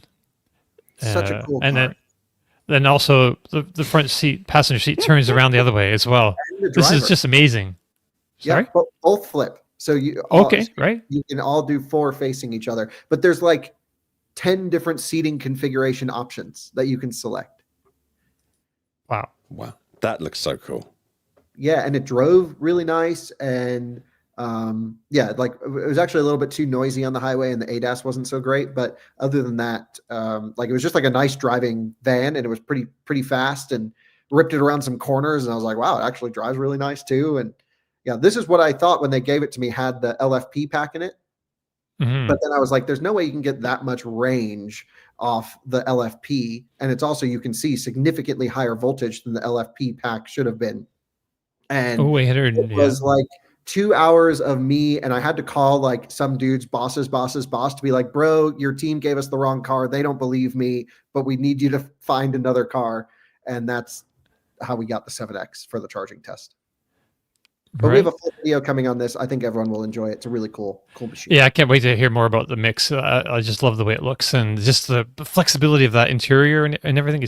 Yeah, the like slider stuff. I visited Magna a couple of years ago, who's been a long time sponsor of Out of Spec, and they've developed seating innovations for a long time. And they've had this 2-rail system. And I remember them telling me that there was a lot of like FMVSS for US requirements that it doesn't work for. So it literally can only be sold in other markets until our rules and regulations get adapted. I don't know specifically what it is. Right on. Interesting. All right. Is there any more we want to touch on before we move on to what's been going on this week? I mean, we could carry on, but I don't want to. Oh, yeah. I mean, there's a lot going on. Get the X9. I thought this clip was pretty, worth it. I don't know if it's worth sharing really, but it was just amusing. Drive Xpeng X9. Still spinning. Still spinning. Still spinning. Spin to 90. Yeah, awesome. front wheel drive. That's what happens. Such a terrible decision to make that front wheel drive. They do make an all wheel drive version. I wish we had that, but it was hilarious how it's on like these little eco tires, and the surface quality of the pavement in China in certain areas almost seems slightly polished, where there just seems like a little bit less grip than you would expect. And you just roast the tires for miles, and it's hilarious. Allegedly. I don't want to see Xi Jinping roll out the front door of my house and arrest me for doing a burnout in China. They don't mind. Maybe they do. I have no idea. Tom told me they mind. Okay, now before we go, a couple of mentions of things, and where's this on screen? It was in the middle of the desert in UAE. Amazing. Yes, we were driving past camels, and then we found a charger. Amazing. That's so cool. That looks nice. Porsche opened their 5th dedicated charging station in Lounge in Germany this week, and it's got barriers this time. So if you have your car registration, unlike the first one, which was open to anyone, but now, as long as you have your Porsche registration inside the Porsche app or my app, whatever it's called, then the barrier will just lift as you approach it, and it's Martin, that's how they all are. Oh, really? I thought the first one was all open. Interesting. No, first one was closed, and they do a license plate scan if you set it up in the app. Nice. Yeah. And that is some crazy fast charging there as well. We can mention, yes, so Tesla had their there was nothing really, because so Tesla have their earnings call. Obviously, we were paying attention to what was talked about in new vehicles. Nothing vehicle-wise to share, really. Not a lot of love given to Cybertruck, if any, on the call. There's an investor deck that comes out as well. Apart from in the deck, they said that they won't try and make any more vehicles like the Cybertruck again because it's too difficult. The stainless is too hard. The production is too hard. If you own one, it's going to be a piece of history because they're not doing any more like it, which was kind of buried, really, and it wasn't discussed on the call. But I thought it was interesting. Didn't need to say it, really, but admitting, wow, they bit off a lot with that, and they're not going to do it again. There was a lot about robots and a lot about AI, but nah, And automotive, not a huge amount from that to talk about. Energy doing really well. Batteries and energy and things. Tesla Energy doing very well. Talk of cheaper things coming in 2025. That's not a new model, or maybe it is a new model, but maybe I don't know what they can decontent the 3 and the Y much more than they have done. A 45 kilowatt hour pack, maybe. We don't know. They haven't discussed it, but they just mentioned it is coming, and it's going to be soon, first half of the year. Something cheaper, but that's not necessarily a Model A, a Model 2, a Model Q, whatever people have called it over the last few years. They weren't specific on that. Otherwise, I can't think of. Dom, you listened to the call. I listened to the call. Elon's obviously big into robots and AI. Car-wise, there wasn't a lot discussed, really, was there? No, they said nothing, pretty much nothing about the Model Y, except that it was the top-selling car in 2024. So it holds that crown. I guess I was thinking it was the second best. I saw some report somewhere, but it was still kind of early into the new year. So I don't know, at least according to Tesla, the Model Y was the #1 selling car in the world in 2024, which is, a big deal. Yeah. And but they didn't really mention anything. And now there's a whole new one, but they didn't really talk about it a whole lot they didn't talk it up on the call. That's a shame. But talk more about robots and the trillions of dollars in, future robot market somehow. Yeah. Which is cool. Yeah. They talked about how the cars drive themselves out of the factory now. So when it's done, it'll drive itself to its designated parking space in the parking lot outside any of the factories, which is kind of cool. I think Mercedes do that as well, by the way. But BMW. Oh, BMW. That's pretty cool. Since last November, yeah. That's very cool. Okay, so there's that. We might need to change the title of the podcast because we're running out of time. Can't change the intro that I said. Promised BMW iX. We might get to that. I drove it. Oh, you did? You have the new iX? Yeah, maybe I said that and I shouldn't have. There's a cheaper version. There's the new one is the xDrive 45, xDrive 60. The M60 becomes the M70. The batteries get bigger. I think we are allowed to say that usable battery, 100.1 kilowatt hour, apparently usable, and 113.4 kilowatt hour usable for the big battery. They all have different size usable. So say again. All the different trims, they all have a different usable size of batteries. Yeah. Kind of weird. Different tech, and the M70 gets a smaller battery but a much higher top speed for the Autobahn. So hopefully I've not said anything. No, that's all public. But so we can talk about it. Oh, cool, great. I didn't so BMW iX, let's talk about it. Yeah, I didn't film the video, but I did drive it. And I think they went the wrong direction with it. I think they messed it up. In a sense, maybe not as the whole car, but First of all, it's a mid-cycle LCI refresh. All they did was change the seats because there were some like focus group complaints about the seats that they weren't sporty enough. And they made the lights look a little bit different.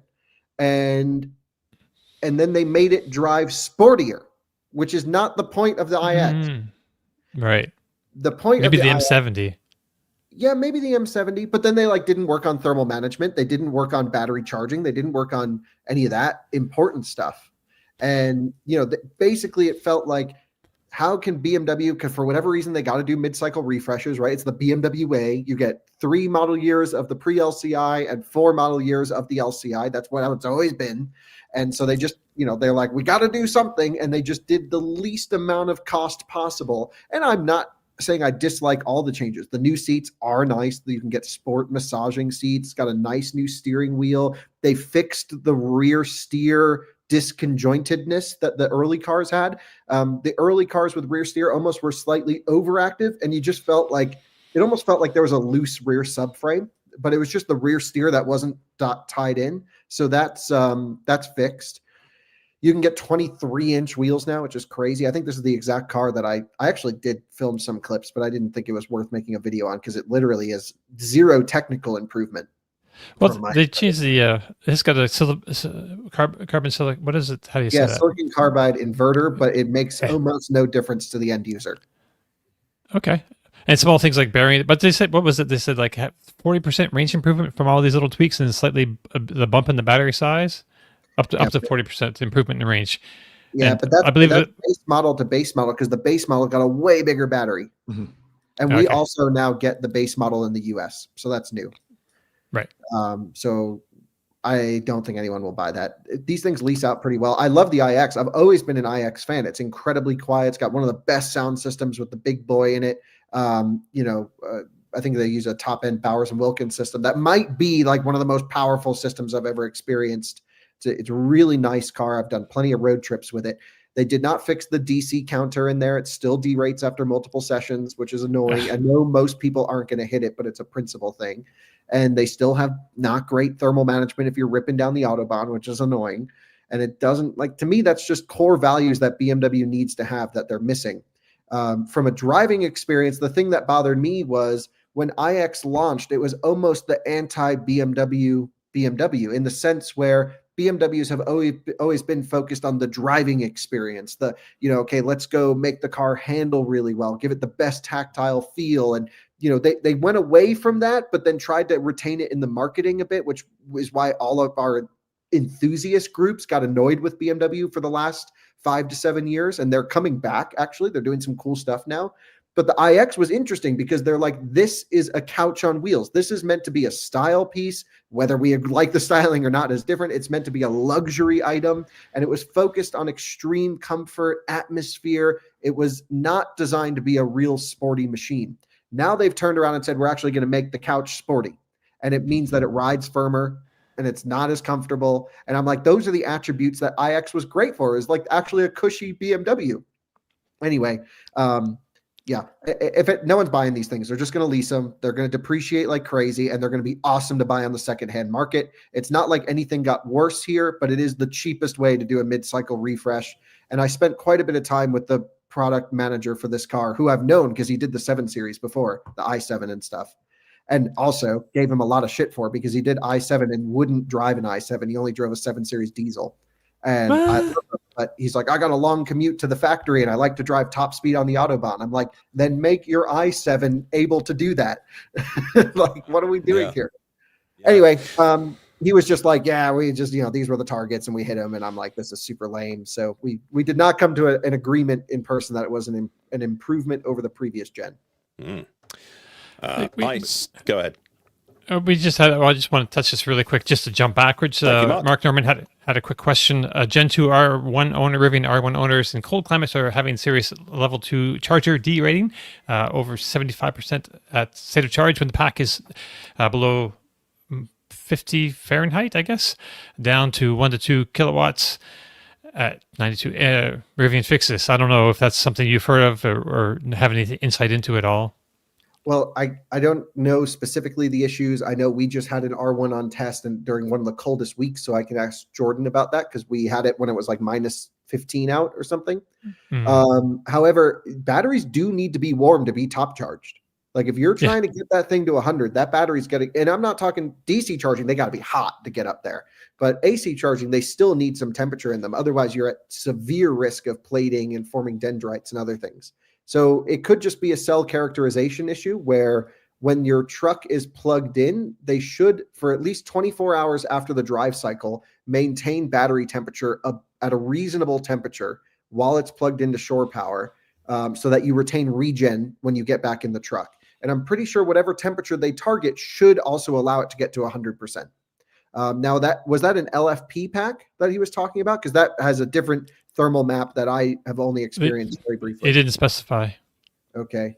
Yeah. And my Gen 1 has had, I don't really full charge it very much, but I've never experienced that. He's saying NMC. NMC, yeah. Well, they use a different cell in the Gen 2 than the Gen 1s. I mean, Gen 1 large to Gen 2 max. It went from Samsung 50G cell, which was the launch cell, to 53G, which is the NMC cell in the new packs. They're, I can't remember exactly, but I think it was less cobalt. And so that means they're more temperature sensitive. So they have a more narrow window of operation compared to the old 50G cell, which I prefer. Less capacity, but better thermal performance. Good stuff. All right. Before we go, Tom, Lucid and charging. So Gravity is native NACS. We knew that already. We now find out it'll charge up to 400 kilowatts. We've been talking a lot about fast charging today, but that on any other week when, if Kyle wasn't back from China, would have been a massive headline, and it still is. And of course, getting access to the Tesla superchargers and charging natively on those as well. Tom, you have a video coming out, if not already, on this. What can you tell us? Yeah, so today's the day that Lucid gets supercharger access, but it's going to be for the Gravity only at start. The Air gets supercharger access, and they haven't given us a specific date yet, but it's Q2. I actually saw Kyle's got a video on this, came out a couple days ago, where you talked to the CEO and also VP of engineering. And talked a little bit about this. So the good thing was I got to watch Kyle's video, so I knew not what not to ask. So it would be a different video. So I framed my video completely differently than what Kyle did. And it's probably going to go up later today. I just got to finish editing it. And basically we talk about, in my video at least, Kyle goes a little bit more deep into some tech stuff, but I talk more about, adapters, what's Lucid's policy going to be on adapters, which vehicles are going to come with adapters. We talked a little bit about the Air inability to charge at high rates on Tesla superchargers. You can't ignore that conversation because the Lucid's getting supercharger access now, and they specifically designed the Gravity to be able to charge at high rates on Tesla superchargers. And the charging in general, they're talking 400 peak kilowatts, and also the peak, as you know, could be very misleading, and particularly with Lucid, with their Air at least, you get over 300 kilowatts, but for a very short period of time, and it starts derating and it goes down. So if you really want to get the best charging experience with a Lucid, you got to drive it down to zero and charge it for like 15 minutes or even less, and then unplug and leave. And I mean, it'll get the Air Grand Touring will give you 200 miles of range in 12 minutes, but you have to be at zero. If you charge in at 10, 15%, it's a totally different thing. So, I talked to Imad about the VP of engineering about the charging curve. They won't give you a full charging curve yet, but what he did talk about was we're talking about a sustained 225 kilowatt, deep into the pack. So let's see exactly what they mean by that. They're not ready to let people charge with it yet. They're not ready to release much details, but they did say they always give how long it takes to charge to add 200 miles of range. Lucid, every automaker gives us a different snapshot of their charging profile. I wish we could just get a standard thing so that they all do it, but I don't think that's ever going to happen. So Lucid, it tells you how quickly you can add 200 miles of range, and that's at charging at zero. and the Air Grand Touring can do it in 12 minutes. And I verified that multiple times. The Touring can do it in 16 minutes, and the Pure can do it in 17 minutes. And what they're saying about the new Gravity is it will do it in less than 12 minutes. But again, you're talking at plugging in at 0, which next to nobody does. And, it's going to rip along at 400 kilowatts for 7 minutes or something like that, or whatever. You're going to get your 200 miles of range, and then it's going to probably dip. But what they're talking about was holding a much higher charge rate deeper into the pack than what the Air does. So that's basically it. And like I said, I just talked about basic supercharger access and the fact that the Gravity has the charge port in the correct location to use superchargers. The Air doesn't.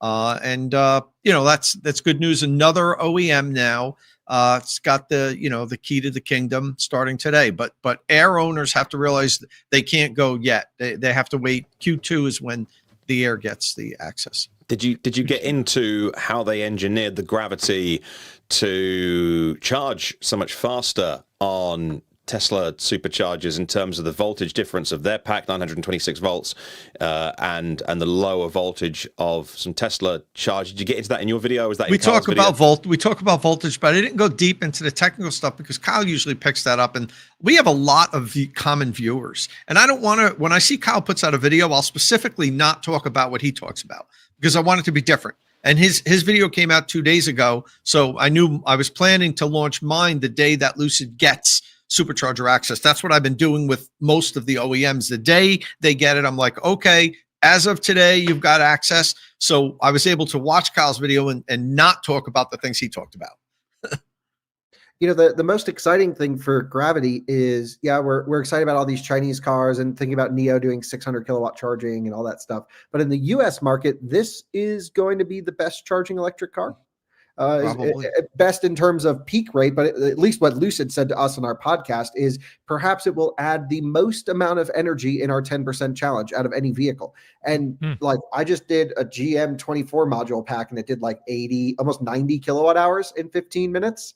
I mean, it was pretty crazy. So I don't know if this is going to match that. But what I will say is I think they've taken me and Tom's criticism, or I guess maybe not criticism, but like kind of annoyance with the Air's charging curve, which is very peaky and comes down, and have flattened it a bit. They're still going to give you that high 400 kilowatt peak number. We don't know the curve, but what was really exciting for me was at 50%, which is always like a mental metric for me. It's still going to be doing around 2C, which means that it's going to be, at a basic level, not to fully calculate it out, well over or just over 200 kilowatts at 50%. Think about that for a second, because the Rivian R1S is a competitor. That peak charging on the Max Pack now charges, again, worse than the old one. I did a whole video on that. Charges at around 210 kilowatt maximum peak before it runs into thermal issues and all the other annoyances with Rivian charging. So the Gravity is going to be able to, on even a smaller battery pack than Rivian's 140 kilowatt hour pack, it's going to be able to hold a higher peak at 50%. And let's not forget, the charging curve makes zero impact to drivability without the efficiency. The Gravity is going to be incredibly efficient compared to any other electric SUV on the market that's large. And so what that means is you are going to be able to go so much farther after your road trip. What Lucid told me, and I think it's in the podcast, or maybe I was talking to Emad off camera, he said it will pretty much match Taycan sedan is what they're thinking, all-wheel drive sedan. So it probably won't do that 200 miles in the 10% challenge that the rear drive did. That was crazy. But they're thinking it will outperform the Air on a road trip. And it will almost match Taycan in a 7-passenger SUV. Crazy. Yeah. It's awesome. Yeah. So that's what we like to see, companies pushing the envelope and improving on their products. I mean, they're new startup. They don't have the money that some of these other companies do to really go into engineering, but they do it. They Lucid continues, in my opinion, to innovate, and I love that. But I think the biggest issue with me is we just haven't charged it yet. Like I just Well, that's the thing. Yeah, I know. And so it's all theoretical until we see it.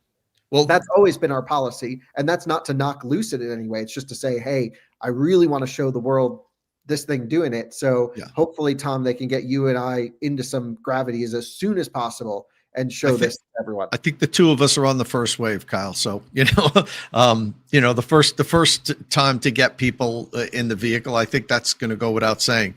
But, one thing I will say about, and you're 100% right, we have to do it in order to say it's been done. The one thing I will say is everything that Lucid has told me so far when I've done my testing has held water. So they've never said this is going to do this, like, oh, it's going to charge in 12 minutes and it took me 14 minutes.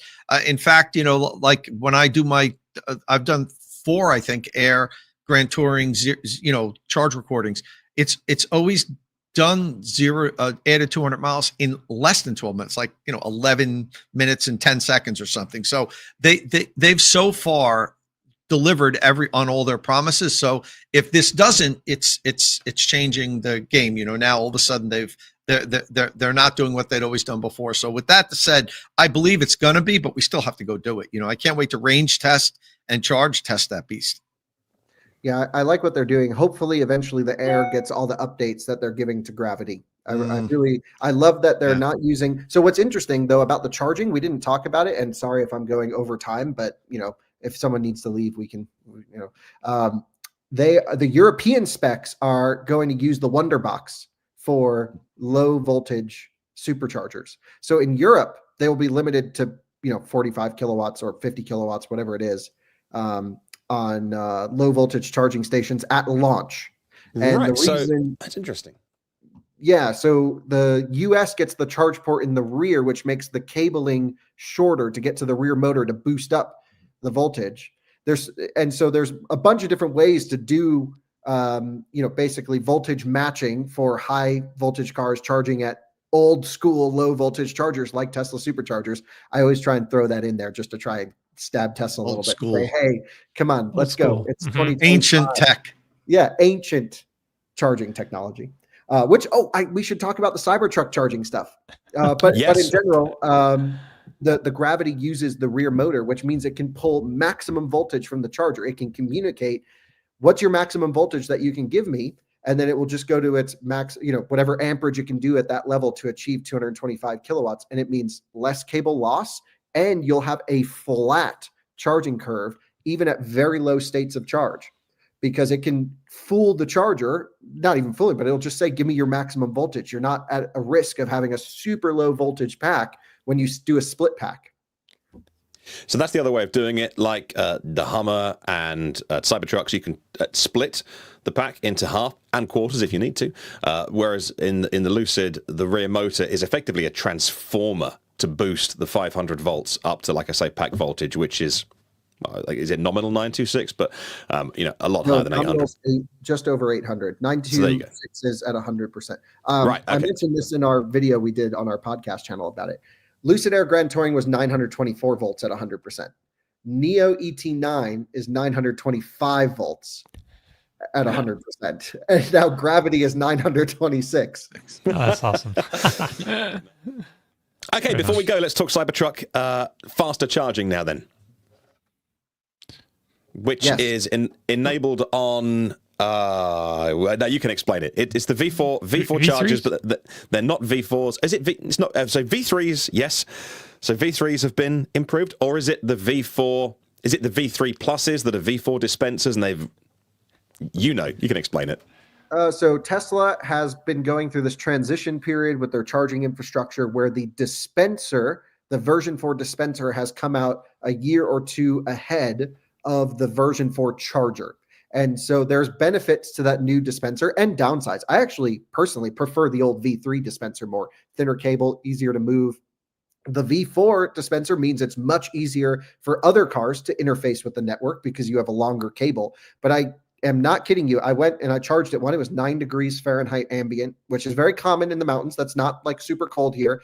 I could not get the cable in my truck. I had to move my truck because I couldn't bend the cable to get in. Oh. And I was like, wow, this is a really bad cable in cold weather performance. So after a deep charging session, it loosened up a little bit. But man, so there's some downsides. Also, they're all inserted into like a Magic Dock, even some of them that aren't enabled with Magic Dock, and the latches kind of fail on them, and you'll just see the cables on the ground. Yeah. So I'm not here to say their V4 dispenser is better in every respect, even though it's a higher version, but it does allow for some benefits. The dispenser is ready. The chargers are not. This year, we're going to see the native high voltage support with V4 chargers, and get out of the stone ages that Tesla's been living in with low voltage charging. But what they did is Cybertruck is capable of charging much faster than the Tesla supercharger network can support it today. And that still holds true even with this uncorking. That's my term. Tesla used to use the term uncorked when they would increase power levels, like they did a Model S uncorked software update and gave you more power. I love that term because I think it really describes what's happening here. We are now able to charge Cybertruck faster at all version 4 dispenser sites, because what they've done is they've upped the amperage, or at least upped the amperage allowed for output.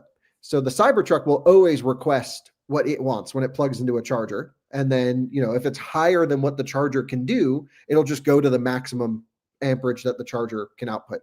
When you plug it into a version 3 supercharger with the thin cables, the nice, lit up Tesla ones, whatever, the ones we all know, it will do 712 amps maximum. And that is as much as Tesla allows to go through that 350 amp nominally rated liquid cooled cable, the really nice thin one. And you overheat the cable quickly and your charging performance is derated, and we've all been there. The version 4 dispenser now, with a little bit thicker wiring from the conduit, immersion cooled cable on the dispenser side, will now do 876 amps maximum. So almost 900 amps now. But it is not charging the Cybertruck at high voltage. The Cybertruck is still in parallel configuration. It's still at 350 volts nominal. It's just dumping 850, 870 amps into the truck to get it up to 325 kilowatt peak. And, that sounds exciting until you realize that only happens for a very short period of time at very low states of charge. And the rest of the charging curve is unchanged. And so it still charges like a pile of crap. And so I'm super disappointed as a Cybertruck owner who loves my truck. I hate the charging performance. It's like a couple minutes quicker, maybe, with this change? Depends on where you're starting. And it also seems like we're having some varied results of performance based off of mileage on the trucks. Oh. So Tom did a test on a truck, which is not out yet, but it only had 300 miles on it. I did my truck, which has 25,000 miles on it. A friend of mine, Bearded Tesla, did a test. His has got 40 or 50. I don't know how many miles. He's got a ton of miles on his.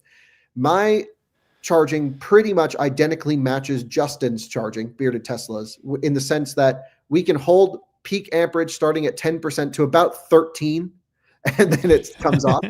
Tom was able to hold it all the way to 19, but it still isn't that impressive. But it definitely shows that it could be ambient conditions. It could be many other things. I've done like 3 different tests on my truck, and we'll continue to do more to fully document all this across, everyone's testing. But there does seem to be something where Tom got a better charging session than anyone can replicate so far.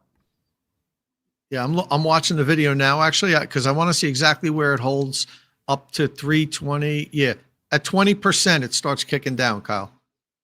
It holds over 320 till 20%. And you started at 10%, correct? Started at 10%, yeah. Okay, so I'm I have my recorded session from yesterday afternoon starting at 10%.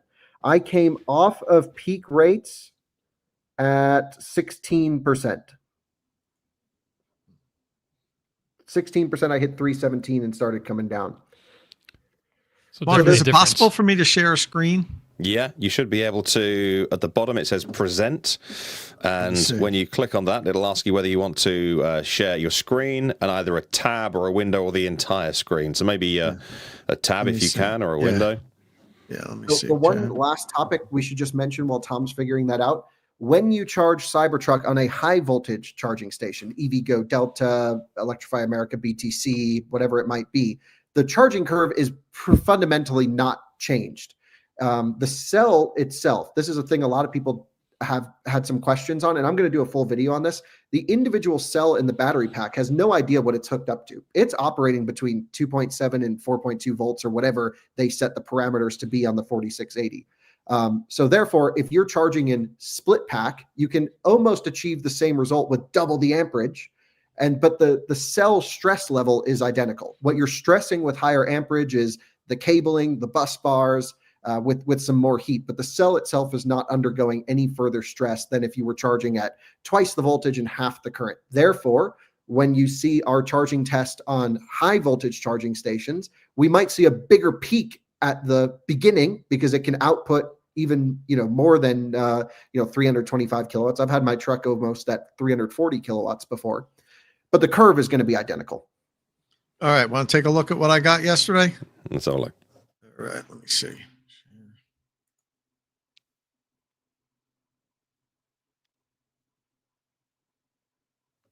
For those just listening, we're watching Yeah.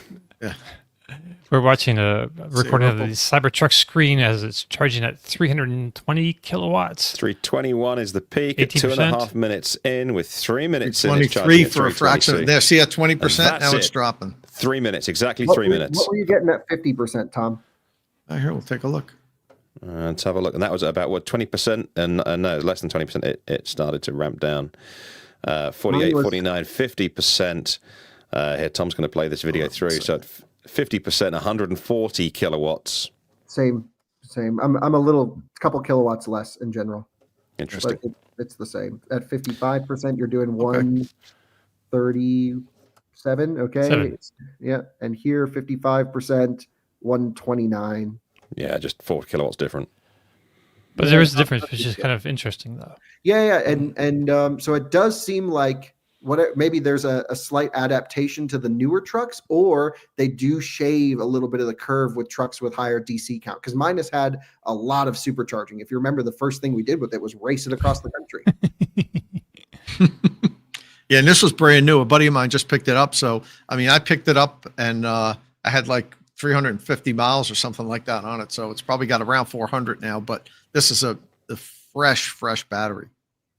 Yeah, totally. And it has nothing to do with the charging infrastructure in this case. I'm fairly certain, and we'd still need some more confirmation, but I'm fairly certain Tesla either made a change in newer production Cybertrucks just to beef up the curb a few percent, but again, it's still terrible, or they do limit some of the peak power after a bunch of DC charging, which I'm pretty sure it says in the owner's manual they can do.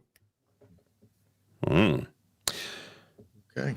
Tesla would argue that when V4 proper comes out, it'll be 500 kilowatts capable, not the Cybertruck, but the charging infrastructure, and 1.2 megawatts for the Tesla Semi. So it's 1,000 volts and 500 amps. So that's what they would point that out, that it's in permitting right now, and that V4 cabinets are 2% more efficient, and that the dispenser and the cabinet, when it all matches up, it'll charge 8 charging posts from one cabinet, and it'll all be super gorgeous and delicious. That's what they would probably point out. Yeah, but Martin, they've shown a Cybertruck charging at 500 kilowatts. Oh, so the Cybertruck can do 500 kilowatts if it's on all V4. Yeah. Lower states of charge. So they showed it at 1% hitting 500 kilowatts in their presentation. Because what it does is, dumps in the current, and then as you hit your maximum voltage of the cell, they just bring it down. What I don't, I think they can do the V4. We don't know the amperage rating of the V4 legit ones. But they'll be able to charge Cybertruck at the high voltage native pack that it will be. What was I going to say? Oh, Cybertruck does this weird thing, Tom, where it will at like 60% just sit at 90 kilowatts to like 85. Yeah, I don't know why. I think at right before 60% is when it drops below 100 kilowatts. Yeah, and then it just sits on that ledge, which they're, from a technical standpoint, I don't understand, because when you just see a ledge like that, I think, well, let's just make it a curve and give me the extra power where you can. Ahead of time, yeah. It's not, no matter how you look at it, Cybertruck does not charge well. No. It's a real disappointment. It's Tesla's worst quality at the moment, and you're not just hearing it from us. We're seeing it among the wider audience in the comment section. which is, some people are saying the charging performance is fine for their needs. That's okay.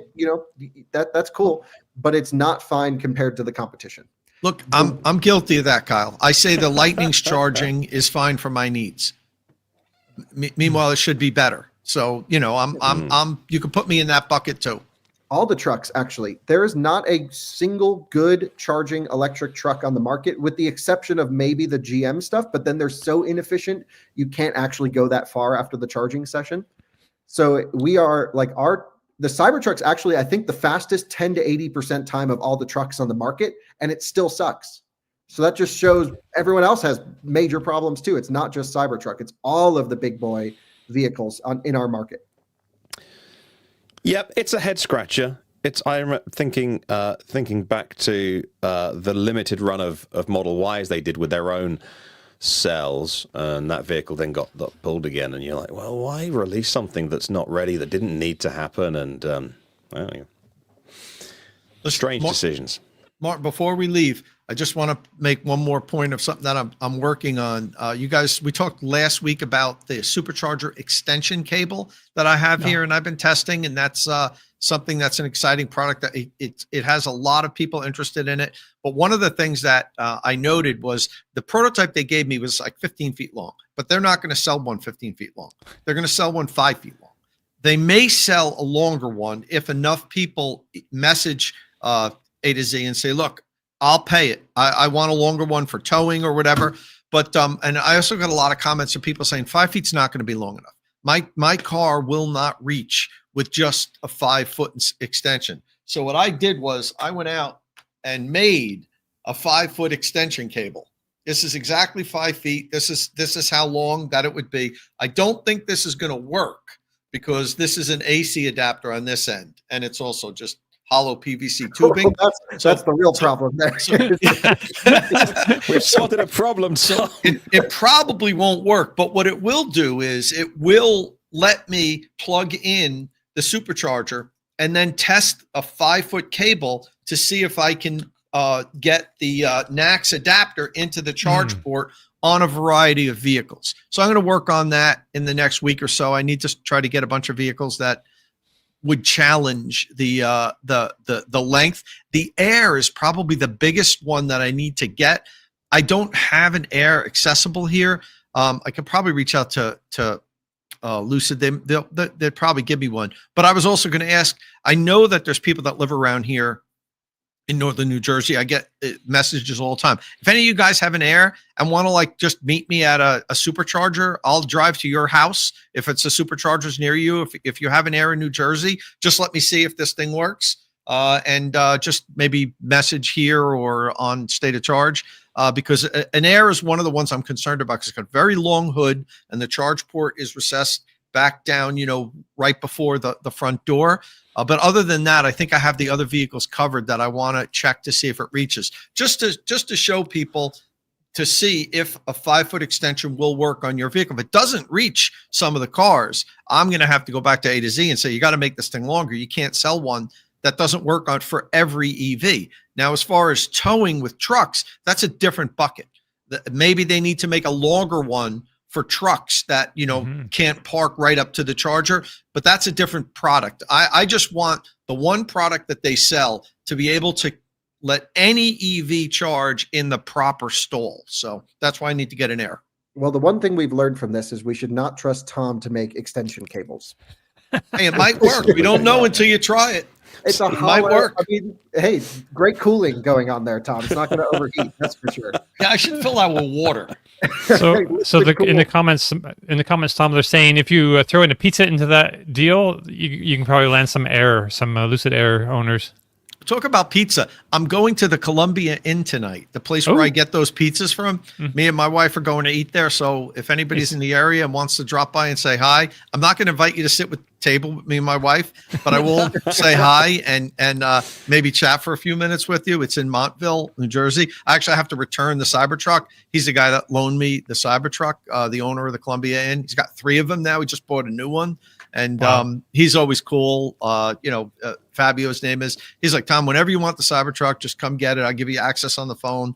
I even have like a profile set up in his in his truck. So I'm going to drop it off tonight and get some pizza while I'm there. I got to go buy a bunch of those small pizzas because I'm having a Super Bowl party, and I'm going to I want like 20 of them at the house so people can just grab a pie, throw it in the oven, and Nice. cook it for themselves. Nice. Tom, I'm also just thinking e-tron has a really far back charging curve. So full size e-tron might be another Damn. one. Yeah. And so that, I mean, just Might texted me be hard to actually. get a hold of one. I might, maybe I'll get an extension cable out here and we can test as well. That'd be Well, cool. I think soon they'll have the actual pre-production correct length ones. So it's kind of like, that's why I didn't do full testing on the prototype they gave me, that big long one. It's not a production version. So what's the point of really thoroughly testing it out? That's not what they're selling. It even has different locking mechanisms. The ones that they gave me has that sliding lock, but which they're not going to use. They're going to use the same lock here, which is a much better locking system as they used on the A to Z Typhoon Pro adapter. So to me, it's like, I don't want to do a lot of testing with the one they have until they have the pre-production model of the one they're going to sell. I'm really curious to see the weird issues we run into with extension cables. For example, like Rivians on FreeWire chargers previously used to have weird interoperability bugs because there was like a radio frequency signal that would impact the communications of their long cable. And then if you add an extension cable, it's even more chance for the signal to get lost throughout. So I think it's just going to be interesting. It's going to be car by car, charger by charger. And I know A to Z knows all this. So, I wonder if they're doing any kind of signal processing and boosting on the cable itself. 5 feet doesn't sound like a big deal, but that long one you have, I was really impressed that the signal made it all the way through. So yeah, that was really, really interesting. Well, the guy that's chiefly engineering it is an ex-Tesla charging engineer. So Robert, right? Robert. Robert said, yeah. So he knows his stuff, and he knows what needs to be done to make it work. Yeah, totally. It's funny. What somebody commented, which I didn't even think of, which would be hilarious if I could get this on camera. Mach-E vlog. I dare you to plug it in and ask someone to help you with your charging session. How hilarious would that be? I should plug this thing in and be like, it's not working. Do you understand about this charging stuff? It's just to get a few people responding. Yeah, you can siphon fuel through a hose. Why isn't this? I'll be like, I bought it on Alibaba. It said it worked. Why is this not working? I love it. It's just Temu charging extension cable. Yeah. Right. Right on. Well, look, there we go. It's good stuff. Guys, it's been an honor, a pleasure, as always. That probably brings us to the end of our show now. A busy week. Very, very busy week. You'll be in Dom's hands next week doing the beginning and ending bit because I'm away next week. It's Mrs. Lee's birthday, so I'm taking her back for a nice lunch and a spa day at the hotel we got married at all those years ago. Just a reminder of the mistake that she made, just to rub it in a little bit more. Ha! You said I do. Gotcha. If you have any questions or comments, then leave them below. We love to see it. And hit a like on the YouTube video as well because that algorithm, it relies on you saying, hey, this is good. Somebody else who is into EVs might like it, and I can see how many people are watching and how many likes the videos have got. So if you wouldn't mind hitting that, it's just a thing that we have to ask. I hate asking. It's rubbish, isn't it? But if you could do, it just helps other people discover this content. You're doing them a favor. Think of it like that. If you want to leave a comment, we love seeing that. We love to continue the conversation as always. Thank you very much for joining us. We really, really appreciate your company and your input as always. Now he's back. Man, Tom really bellyached about doing this a couple of weeks ago, but I let him off. Now he's back. Dom, please say ciao. Ciao.